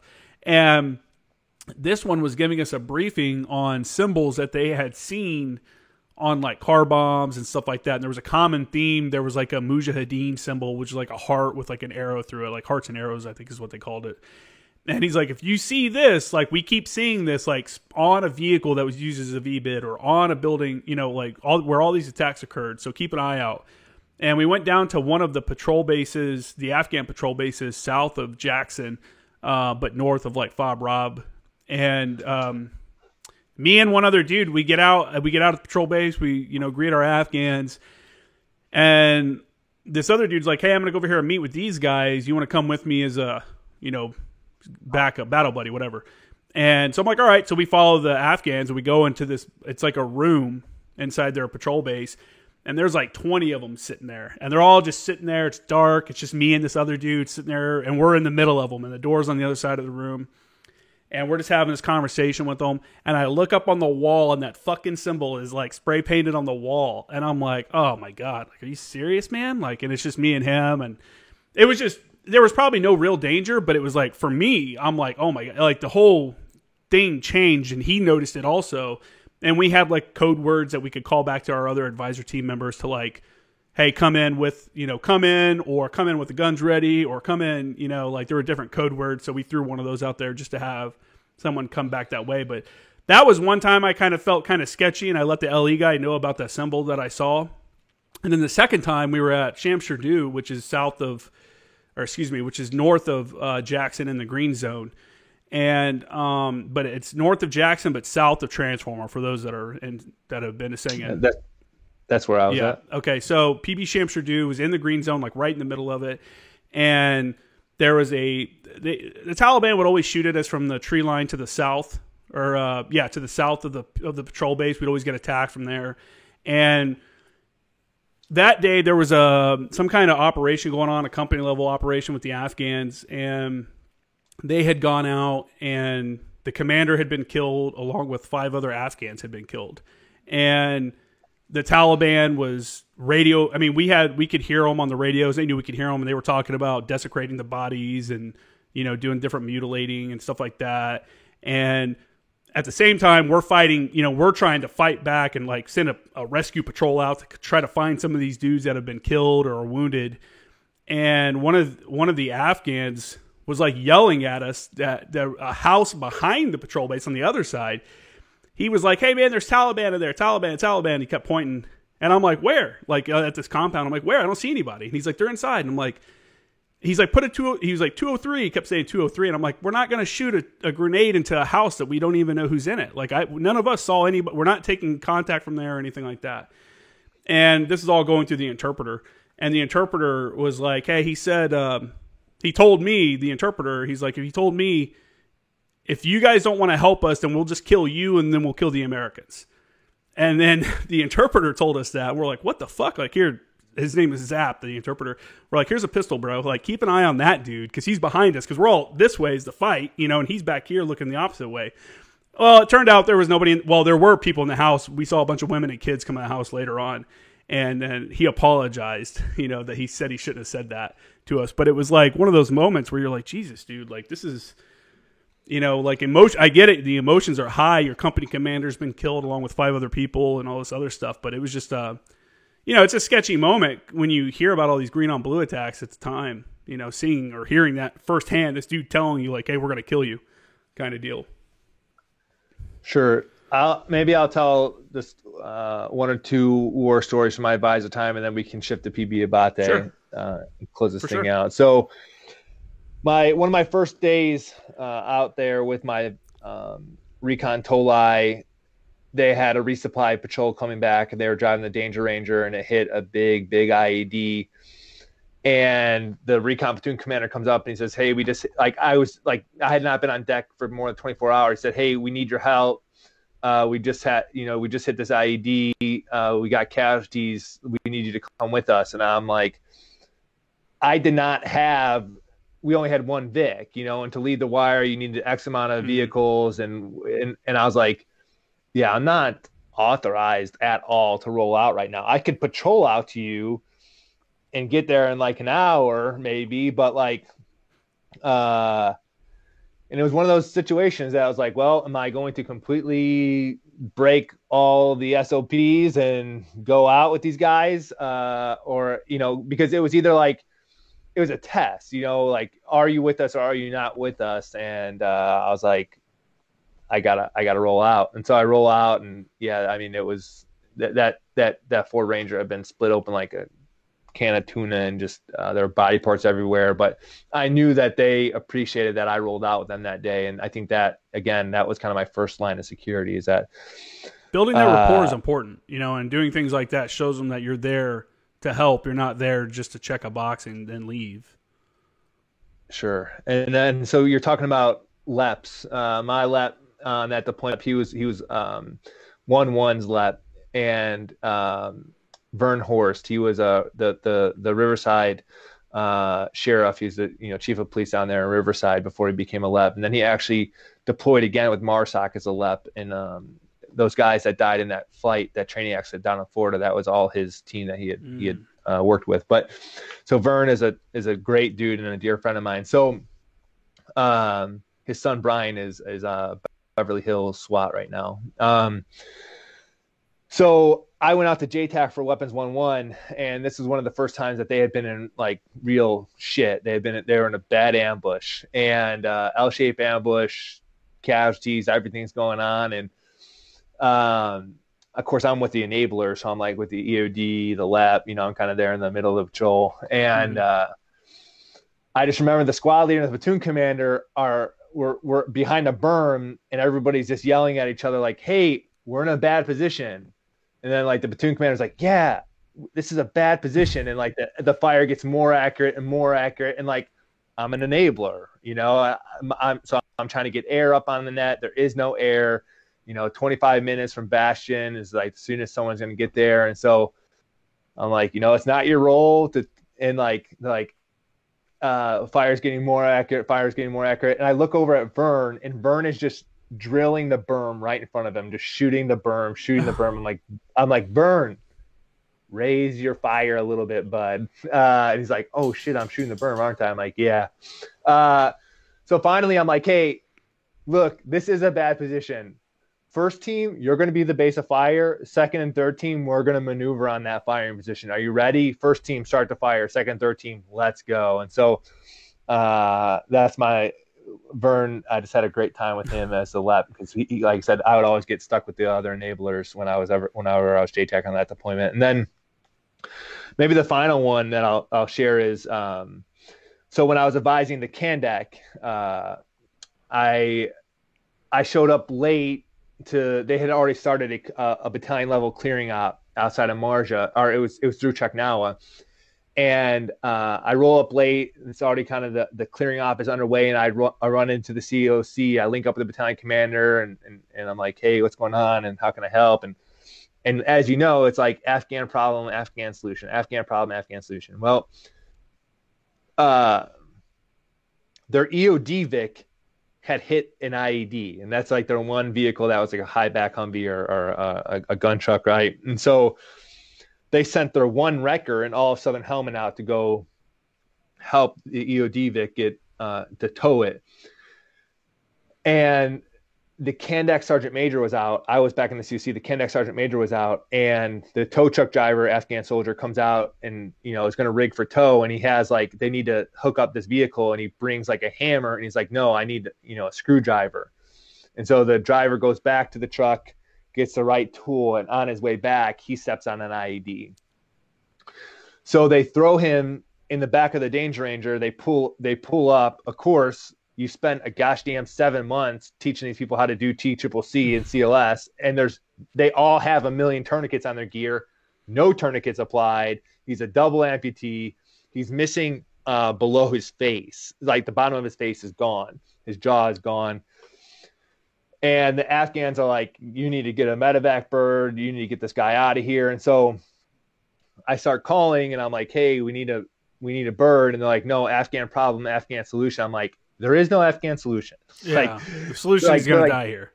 They're like, drive him to Lashkar Gah, and I'm like, he is not going to make it to Lashkar Gah, right? So I'm fighting with them, and finally they're like, fine, they'll launch dust off from Bastion. So then I start overseeing and so I, in Sengen, I had 19 casualties in my platoon, right? I've seen a lot of amputees, and so this is the first time I've got a couple support guys with me and one corpsman. They've never seen anything like this, and so I'm leading all the triage. He keeps getting tension pneumothorax. I keep needle decompressing him, but he has so much blood that it's just pooling in his lungs, right? We needle D him, we roll him to his side, it helps a little bit. Finally, I sit him up, and he's breathing a little bit, but he's obviously having a lot of airway troubles without the bottom of his face. So I say, let's stick a King LT down his throat. We stick the King LT down his throat. That helps a little bit. Then we do like an MPA. That helps a little bit. But he keeps having issues breathing. So finally, I'm like, we got to crike this guy. And so we do the crike. And right as we finish the crike, I get the call, like the bird's 1 minute out. And I'm like, oh shit, we got to move this guy. And I had not established like an LZ. I didn't know where we were going to land the bird. Mm-hmm. And so I've got, I wasn't in my gear, and, so because we were in a compound doing all this kind of stuff, and I'm holding my NVG in one hand. I got the radio in the other hand. I got the islet in the other hand, and the bird's like 30 seconds out. I'm like, fuck. And I'm scanning like for anywhere to land this bird. And of course the Afghans, it's always like, it looks like Dr. Seuss, they've got like random E-stakes here, volleyball net here. And I'm like, there is nowhere to land this bird that's safe. And I'm like, well, now and as we're moving him, he expires. So now he's a routine casualty. He's dead. But if you tell the Afghans like, hey, we're going to wave off the birds, they think there's something magical that happens, right? They think it's some kind of Harry Potter Houdini that you put him on the bird, and then like Lazarus, he comes back to life. And so like, again, so much of my own safety is predicated on my rapport. And if they see a helicopter coming in and then I say, No, never actually, mind. Yeah. yeah, they're going to be like, fuck you. Right. And so I'm like, I'm in this tough position. Like, do I land this helicopter for a routine casualty in an unsafe LZ?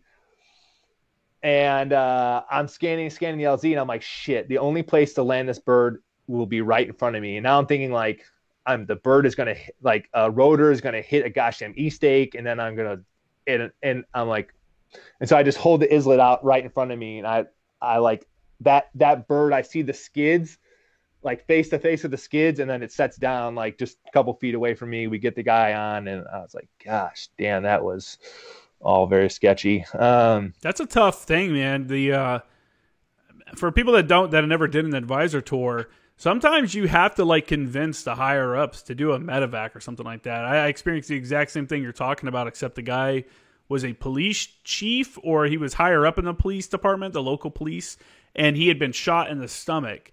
And our higher ups refused to medevac him. They're like, no, he's in a stomach. He was shot in the stomach and he's stable. No, we're not sending a bird. Put him in a Humvee and take him to Lashkar Gah from Sangin. I'm like, you want this dude with a gunshot wound to the stomach to drive from Sangin District Center to Lashkar Gah, like in the back of a Humvee? Like, get the fuck out of here. That's insane. But I want to give you the opportunity to talk about PB Abate, and then we have a couple questions that we'll answer at the end. So anyone that's watching right now, if you have any questions, put them in now, and then we'll cover those after you get to talk about some of the stuff that you've been working on recently. Sure. So PB Abate, I come back from Sangin in 2011, and I noticed that a lot of guys who are really hardcore badass warriors are really struggling with this thing called transition. I don't really have time because, a year later I'm back in Afghanistan, and then I'm, at School of Infantry, and then I'm a company commander. And so it wasn't until I got to grad school in 2018 at Georgetown that I had my first time to think and reflect and to start to read and write and kind of process these experiences. And so I studied trauma narratives a lot throughout that graduate program and a lot of moral injury type stuff. And one of the primary sources that I used throughout my studies at Georgetown was a guy named Jonathan Shea, Dr. Jonathan Shea. And Jonathan Shea wrote this book called Achilles in Vietnam. And he's a VA psychiatrist that worked almost exclusively with the Vietnam veterans. And so there's a ton of moral injury there, a ton of PTSD. And so what he would argue is that the best thing that I can do for my patients isn't the stuff that happens in my office. It's not the medications that I could prescribe them. The best thing I can do is put them in community with other veterans and allow the other veterans to establish connection and to talk.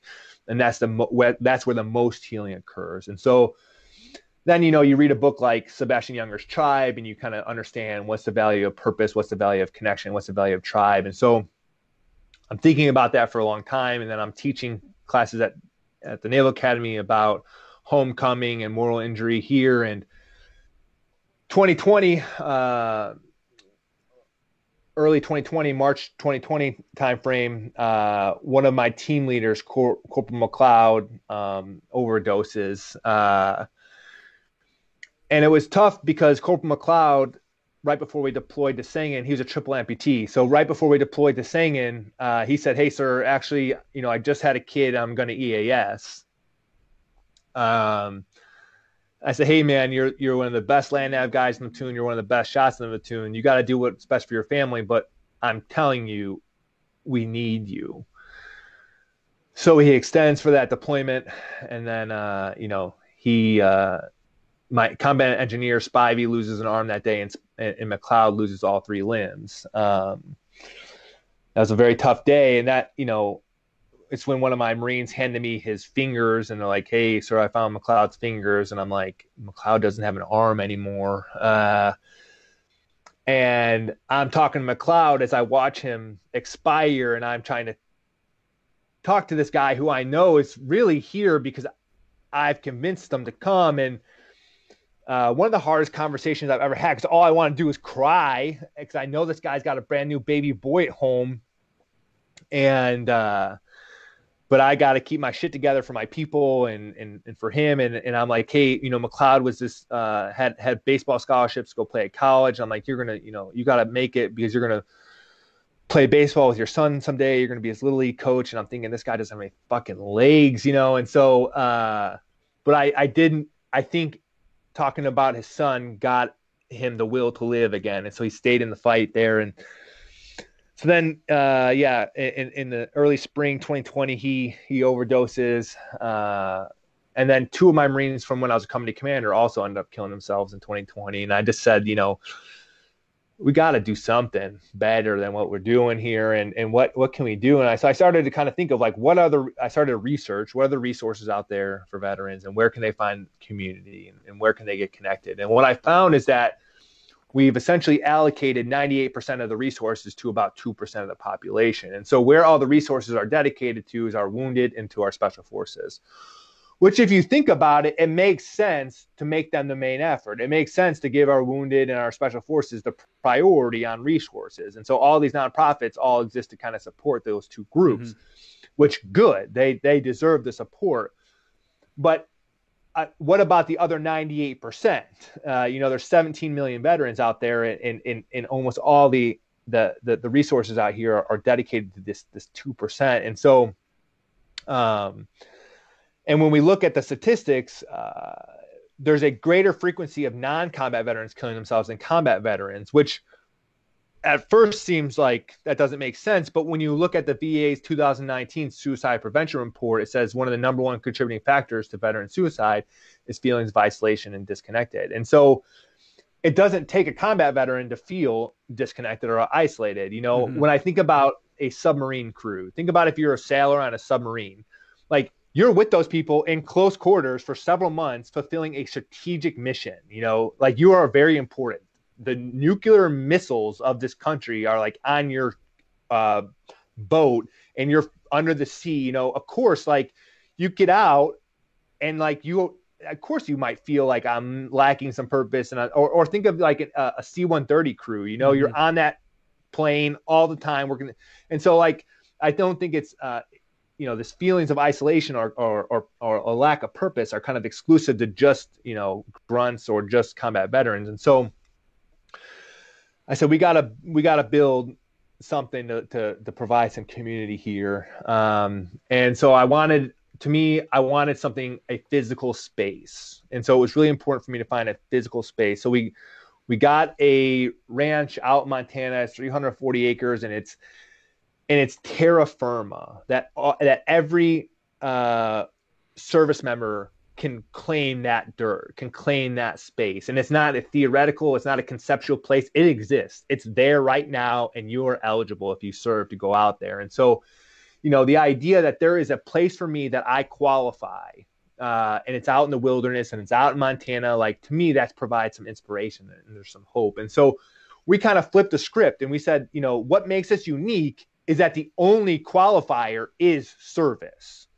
So there are no barriers to entry. There are no other additional prerequisites. Everything else, you have to put yourself in a box. You have to be disabled. You have to be PTSD. You have to be combat. You have to be SF. You have to be wounded, right? You always have to be able to check this box. And I want to say, like, we're not doing that. We're not going to narrowly define ourselves. We have special forces veterans who are part of the organization. We have wounded veterans who are part of the organization. We have disabled. We have PTSD, right? But we're not saying, like, you're only eligible for this thing if you define yourself as one of these things. We just want to say, hey, did you serve? We got a space for you. And so I think, relationships are formed through communication. And so veterans share a common language, the veteran language, right? But what if we were to build this thing around like-minded people who shared a common interest? So then I wanted to do this club concept. So let's say you're into fight, like jujitsu. So we built a fight club. So now you're speaking the veteran language and you're speaking, jujitsu language. We built a strength club. So people who are into Olympic lifting, powerlifting, we got a spot for you.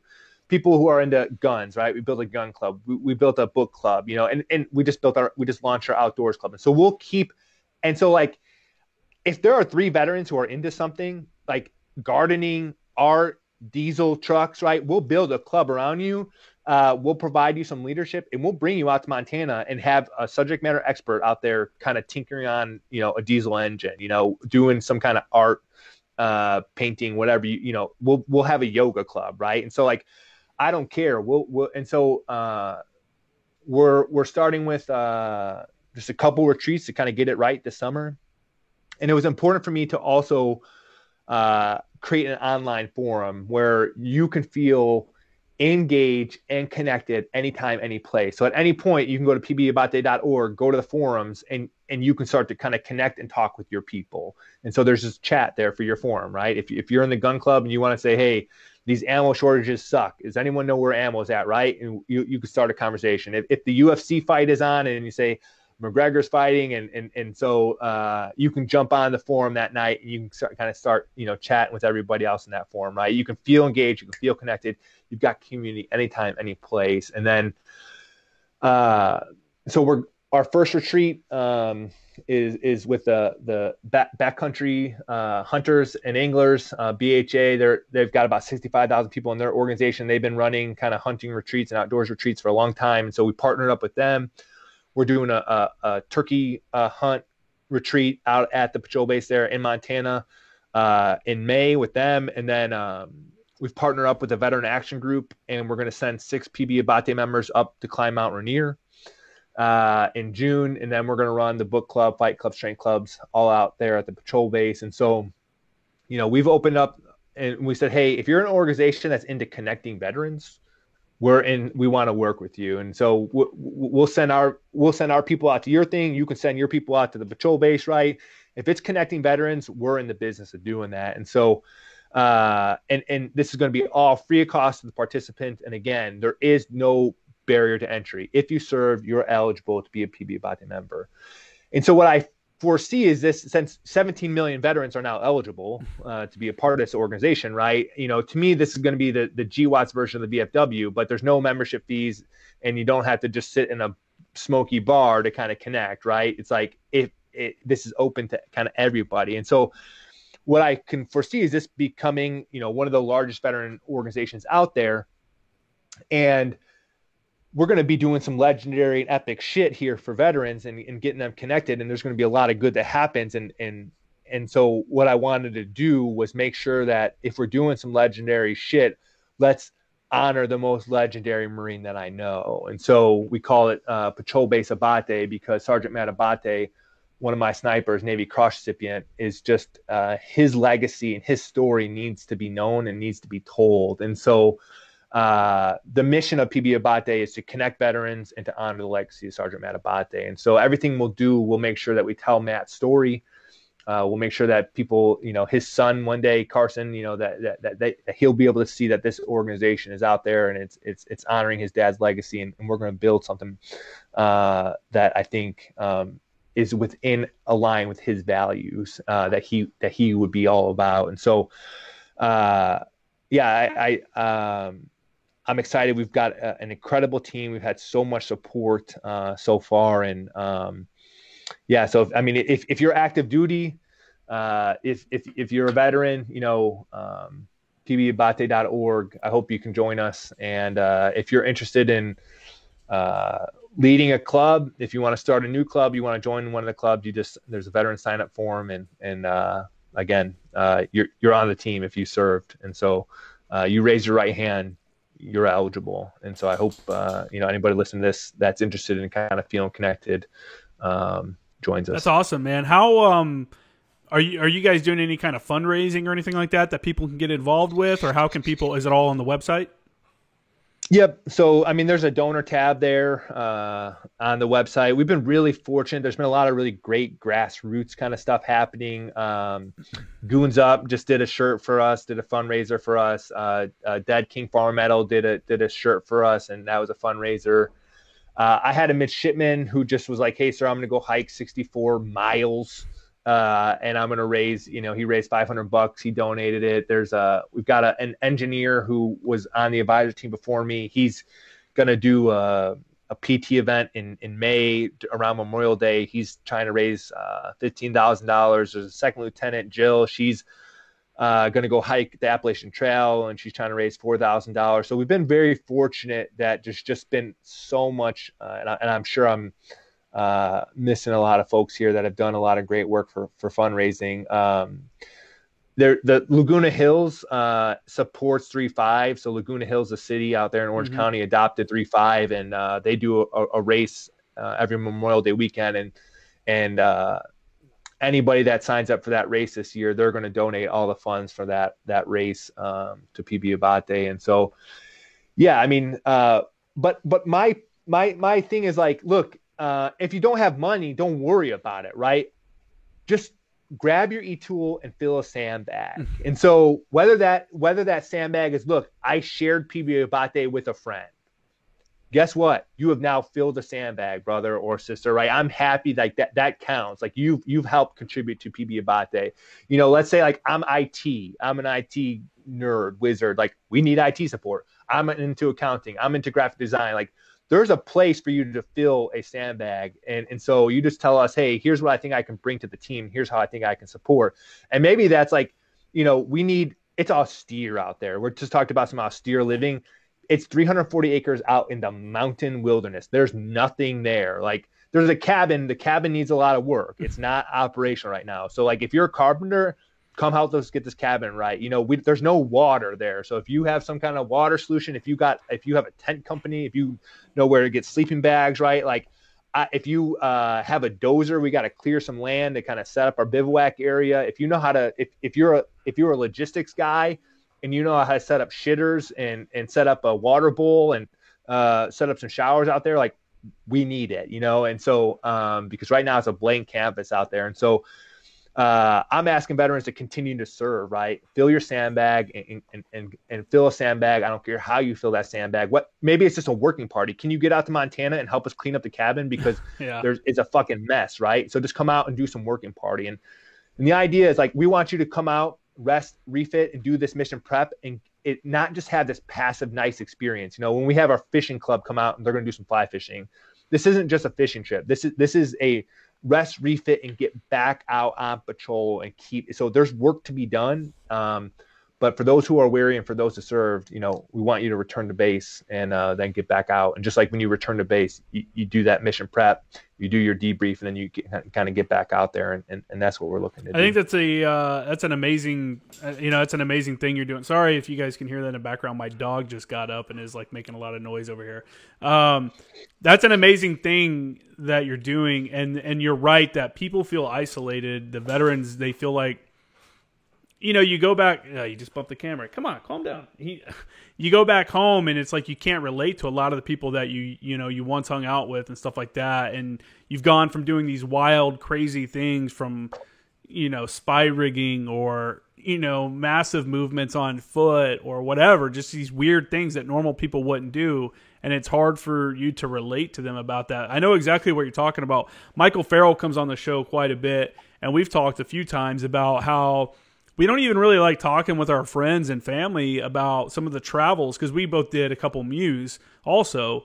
And it's like, even like that, you feel kind of like a douchebag, like talking about like, oh yeah, I got to go to Hong Kong. Oh yeah, I was in Singapore. Oh yeah, I've been to that place you're talking about. Oh, and it's hard to connect with the average person anymore. And I think any kind of organization or movement or something like what you're doing to bring people together and show people, like there's community out there is great. And I'm a big proponent of, you always see the 22 a day, people doing push-ups and whatever. And I've always said on the podcast, it's like, if you really want to have a good effect, quit doing push-ups and filming it and putting it on Facebook. Instead of doing 22 push-ups, call someone for 22 days in a row. Call someone or text someone or reach out to someone that you knew while you were in the military and see how they're doing. Just say, hey, because these people are out there doing the same shit you're doing, either trying to find a job or working in a job. And they're always, the military is probably always on their mind. So I don't know. It's a great thing that you're doing, man. I'll make sure to cut that portion of the podcast out and play that by itself on both my Instagram pages so people will be aware of that and they can help, bring this project together. And I like how you put it. It's a blank canvas, and what a great time for people to get in early on that and be able to shape it and, help make it the thing that they've always wanted for veteran support after they leave the service. So thank you for bringing that up. I guess we'll wrap it up here, but beforehand, we got two more questions from Banax. He was throwing all kinds of questions at us. We had a few people, but he gave us a few. Is one question that says, what's next for the major after being an instructor? You already said you're going to go, after you leave the Naval Academy, you're going to go over to the prep school and be an instructor there, correct? A professor over there. And then... So I'm going, I was selected for command and staff at the Naval War College. Oh, okay. So as an O4 for PME, traditionally as a Marine, you can kind of do that non-resident, or you can do resident down in Quantico. But we always send a few Marines to our sister services. So there's always a couple of Marine majors at the Army's War College. There's always a couple at the Air Force College. And so I'm going to Newport to be a student at their command and staff. And so, I'm just so, I couldn't, I left 29 Palms in 2017. When I got back from that deployment as a company commander, I don't think I could ever imagine like, hey, over the next 4 years, you're going to be at 3 different universities and get 2 different master's degrees, and the Marine Corps is going to pay you just to study, read, and talk about books. Crazy. So yeah, I'm just so fortunate to have these opportunities, and so yeah, I'll go get another master's degree up at Command of Staff at the Naval War College. I'll spend a year up there, and so just super fortunate and lucky. And then from there, I'll hopefully, please God, I'll get back to the grunts, because that's actually what I think I'm actually halfway. Get back to your people. Yeah. Yes. And then the final question he asked, would you say that OCS, TBS, and IOC made you a good ground officer and infantry officer, or was it a combination of upbringing, attitude, and personal relationships with your instructors? And before you answer, I would also recommend for the people that are listening to this, go back to episode 72, and we talk in depth about OCS, TBS, and IOC and stuff, and you'll probably get a more complete answer. But if you want to go ahead. Yeah, I think, I tell people, midshipmen ask me, like, what can I do now to be like good as a good infantryman? It's like not a whole lot. Just like you can't do a whole lot to be like a good submarine officer or a good pilot right now, right? And so like I think every officer needs 3 things: character, compassion, and competence. And so like you can't do a whole lot about honing that competence until you get to your MOS school, where they teach you like what your MOS is, right? So like, and so I think, IOC definitely prepared me to lead infantry Marines. Mm-hmm. And so, but I think my upbringing is definitely plays a very critical role in who I am today. This weekend I was on a panel for the Military Life Symposium sponsored by the Naval Academy Women's Network. And one of the keynote speakers is her name's Captain Bauerschmidt, Captain B+12. And she's the first female commander of a nuclear powered carrier, the Abraham Lincoln. And so one of the questions was like, from the audience was like, "Ma'am, I was a junior officer on the Abraham Lincoln, and you're the only officer I've ever seen to get people excited about field day and maintenance." And because she reframed them as happy hour, she said like, this is whatever day happy hour. It's and like it's so much like creating a culture is very personality driven. And so like you can learn the science aspect, but there is an art, and I think a lot of that art is kind of who you are personally. And so like I don't think a lot of people can influence and inspire people to be excited about maintenance and field day besides her. She's just a very talented officer who has that kind of personality that can influence and inspire. And so I think, there is an aspect of leadership that does come down to the art, does come down to the personality. And that definitely is correlated to kind of your upbringing. But then obviously the science aspect, the competence aspect is very much directly related to, I wouldn't say like OCS.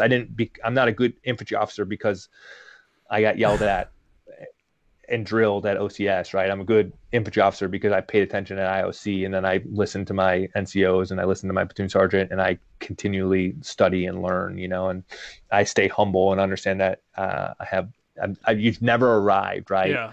The day that when you're done learning, you're done. When you're through learning, you're through. And so I always stay a student of my profession, and I think that helps. Yeah, having the you have one mouth and 2 ears so that you can listen more than you talk is probably one of the best pieces of advice you could give to anyone that's coming in the military at any rank, either a junior enlisted or junior officer. Just shut the hell up and watch what's going on around you and let the experienced people show you how to do it, and then you'll find your own way along the path, or you won't and you'll completely fail. So it could go either way. Yeah. So that what I like to call that is listen, learn, help, lead.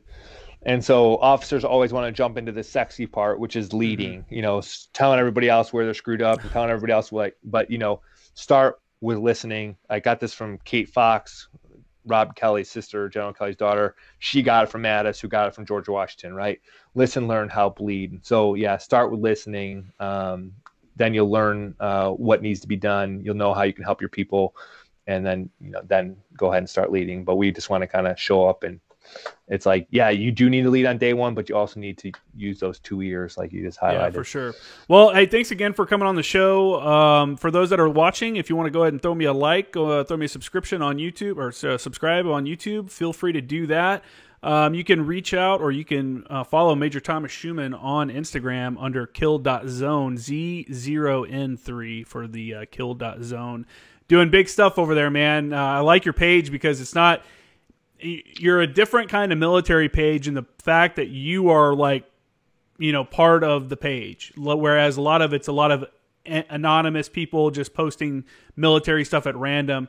And you are using your page to tie in leadership lessons with, books and stuff that you've read, and to also highlight some of the cool things that you've had the opportunity to undertake, like the speaking engagement you talked about this weekend.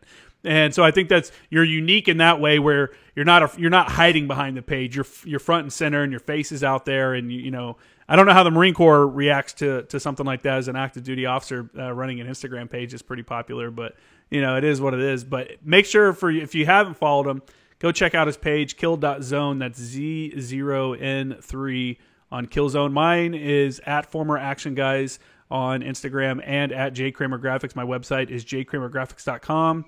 Major Thomas Schumann, again, thank you, dude, for coming on the podcast. I appreciate your insight, and you just coming around and speaking some smart stuff to us. Yeah, I've never been accused of saying anything smart. That would be the first time anyone said that. But hey, also check out at PB Abate, PBABBATE, that Instagram, pbabate.org. It's always a pleasure. I appreciate you having me. Everybody out there, stay in the fight and keep attacking. For sure. Out. All right. Hey, everyone, and enjoy the rest of your night.